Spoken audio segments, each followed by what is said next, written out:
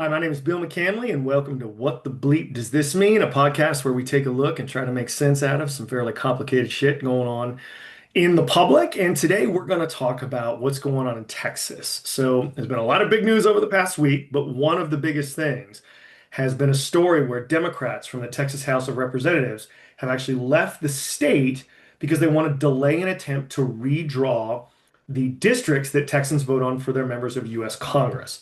As a former elected official, chief of staff for a Texas representative the last time this happened, and chair of a local redistricting committee and college government instructor, I know a little bit about this stuff and would like to share what the hell redistricting is, why is it really important for the future of our country, and what the fuck is going on with it right now. First, what is a district and why do we have them? Most of us live in places with a representative type of government as opposed to a direct form of democracy. In direct democracy, every community member votes on everything the government does.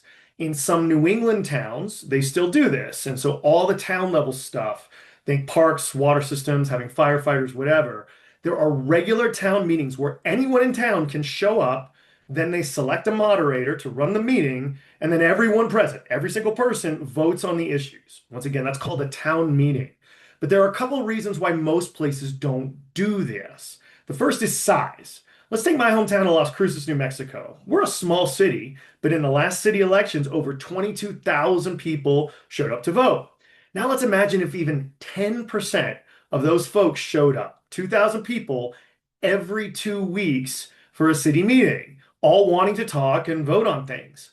Nothing would get done because there's too many people. Direct democracy only works in small settings. The second reason is expertise. Most of you watching are regular folks, right? You have a job or you go to school. If you've got kids, you take them to soccer practice, all that sort of stuff. In short, you have a life. How much time do you want to spend studying the ins and outs of, say, how a sewer system works, or how much sales tax you need to put on to cover it and not drive every business out of town? I'm guessing that for most of you, that's probably not that much time. But most of these reasons, for both of these reasons, that's why we have representative democracy. We vote for representatives every 2, 4, or 6 years for things like school boards and city councils and the state legislature and Congress.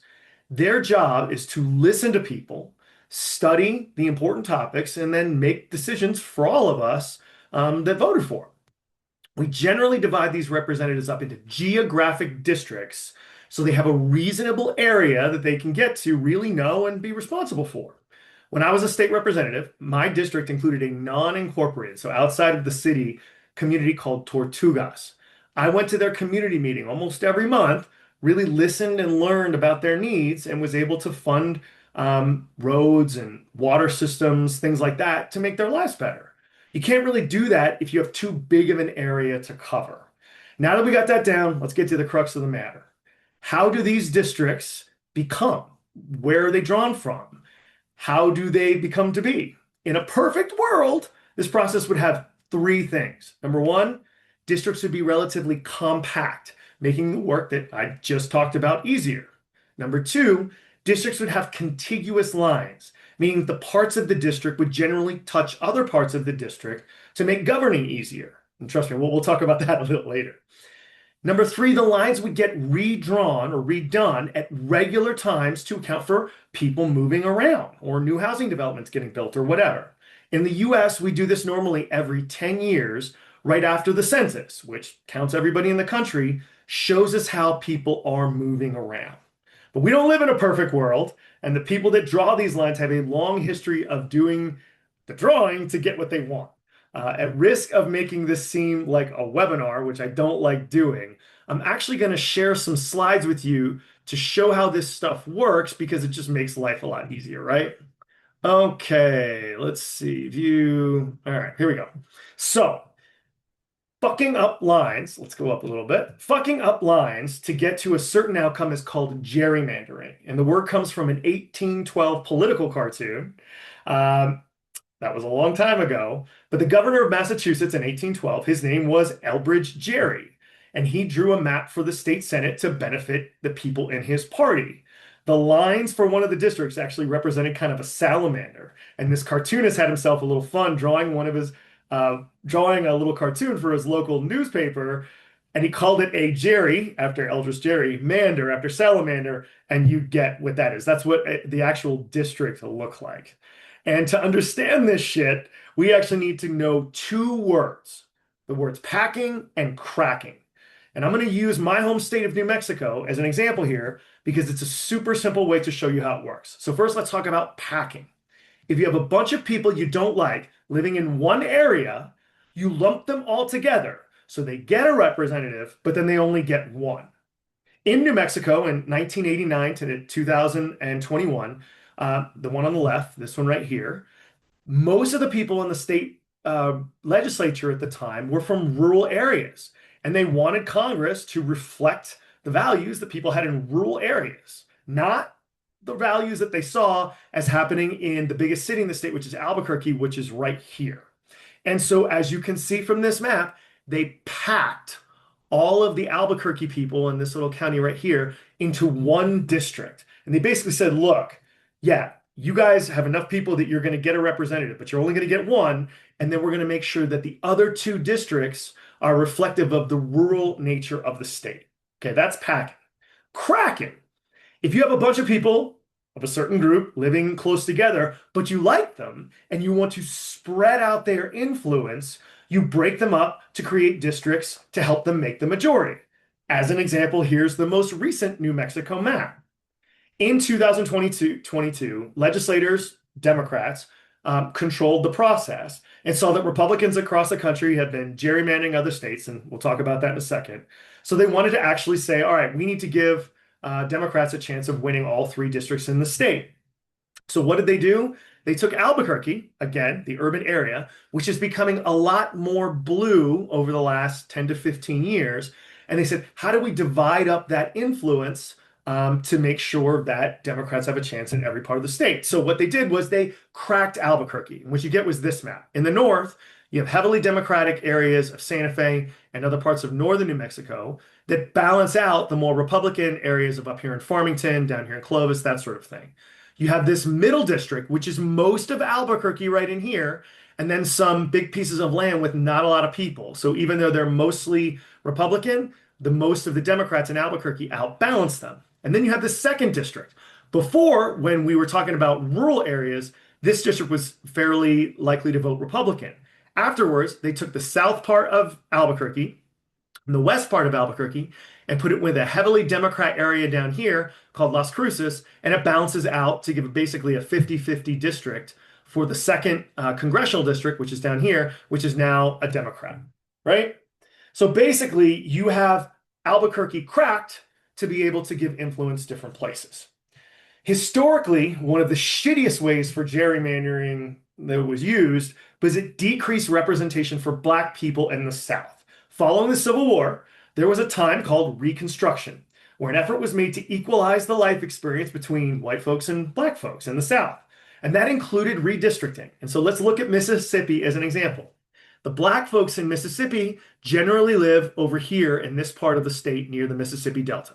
And you can see where they were cracked. There's a district here, here, here, and here, where Black folks have a pretty good chance of getting more than one representative. However, after Reconstruction ended and the white people took over and didn't want Black folks to have any more power, they redistricted.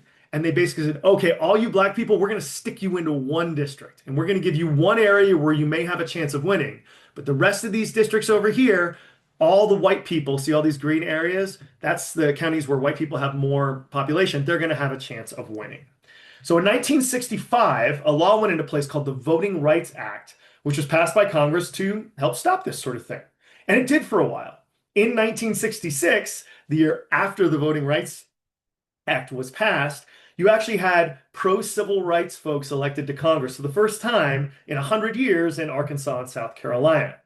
But that check on that power is changing right now because 15 U.S. states, Republican states, have challenged the Voting Rights Act and the ability for different groups to sue to protect the values in there. And it's in the Supreme Court right now. And it'll probably go away, in which case we'll probably go back to maps a lot like this. As bad as this is, most lines today are being drawn not based on urban, rural, or race, but straight up political affiliation. And so North Carolina is one of the best examples of this. And you can take a look at the map that was in 2022. So Joe Biden won almost 50% of the vote in North Carolina in 2022. So overall in the state, basically half the people, a little bit less than half the people, are lean Democrat or voted for Biden. And you can see that fairly reflected here. You have some more Republican congressional districts, but you have 7 districts that have a chance of electing a Democrat.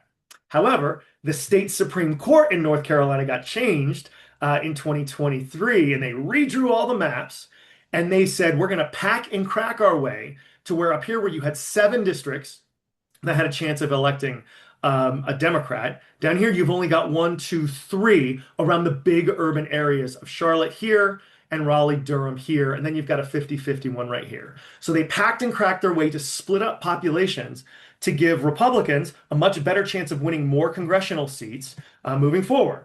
So in Texas, they did the same thing in 2021. I know this because I actually moved there in June of 2021 and was the chief of staff for a state representative, Mary Gonzalez, a great human being, when they did this. Now, all these folks left to go to Washington, and we'll talk about it in a second, to protest stuff like this. This is the 35th congressional district. And if you know Texas at all, you know Austin is very liberal, San Antonio is very liberal. So what did the Texas legislature do? They packed all the liberals into this one district. Notice this is not compact or contiguous like we were talking about earlier, but they gave it to this district who's now represented by Greg Casar, who's the head of the Progressive Caucus. So in and of itself is super liberal. But what they said was, we're going to pack all the Democrats there, and the rest of the Republicans, we're going to spread out to give them more districts. And it actually really worked. Of the 38 congressional districts in Texas, 25 of them, or 66% of them, have Republican representatives, even though 57% of Texans voted for Donald Trump. So they were able to put their finger on the scale and give more Republicans more seats.